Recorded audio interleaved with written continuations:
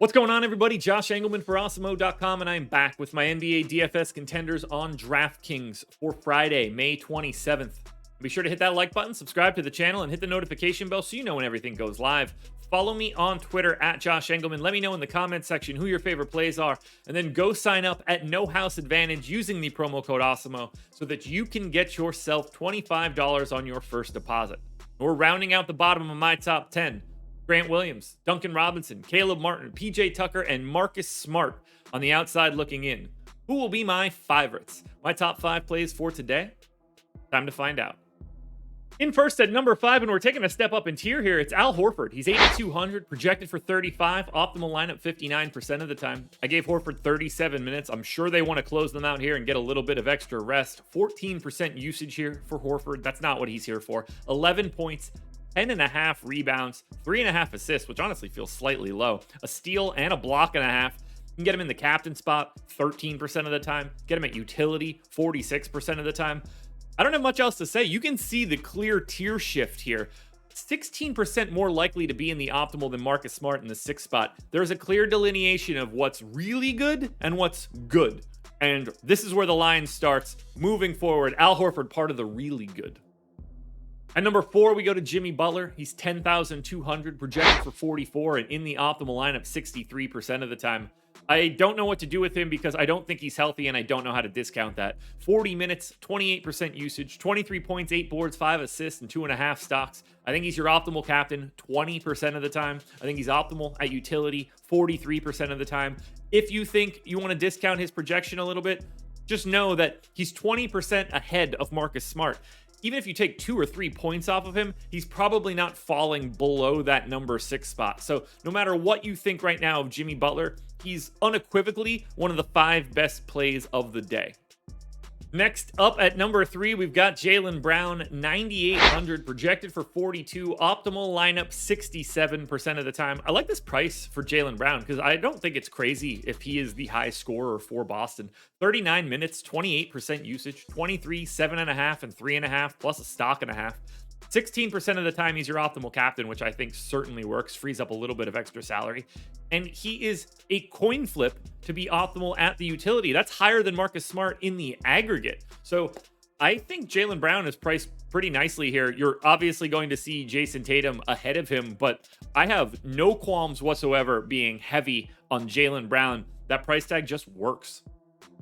In at number 2, we go to everybody's favorite, Bam Adebayo. He's 8K, projected for almost 38 fantasy points, and he's in the optimal lineup 72% of the time.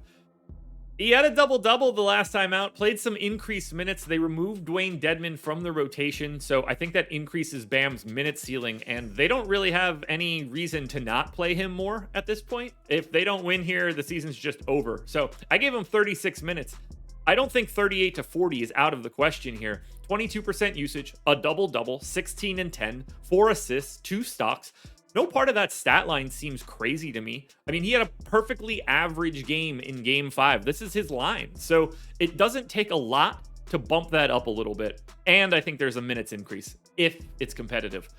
16% likelihood at the captain, 56% at utility. Either way you want to go, it works. Putting him in at the captain spot and hoping for that, I believe it was game 3 output where he drops, I know it was 66 fantasy points on FanDuel, something around that neighborhood on DraftKings. If he's doing something like that, clearly he's going to be your captain. The ceiling is still there for Bam Adebayo. I am certainly going back to him like I have for the rest of the series. It hasn't been fun most of the time. Still no problem with it, though. Now, before we get to that number 1 contender, one last reminder, hit the like button, subscribe to the channel, and hit the notification bell so you know when everything goes live. Follow me on Twitter at Josh Engleman. Let me know in the comments who your favorite plays are. And then go sign up at No House Advantage using the promo code Awesemo.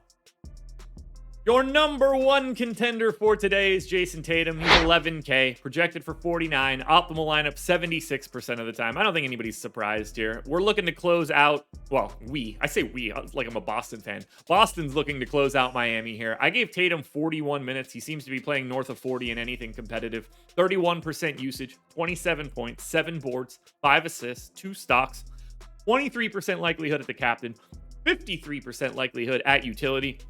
But honestly, whether it's Tatum, Bam, Brown, Butler, even Horford to a degree. I think you could really mix and match these guys, and it's not all that different. Like, if you wanted to give Jimmy Butler one more minute and take one away from Tatum, they're a lot closer to each other than these percentages show. You probably need at least two. You're probably like the aggregate owners optimal on those top four guys is 278%. What that's basically saying is that it's at least two and probably three out of that group of four.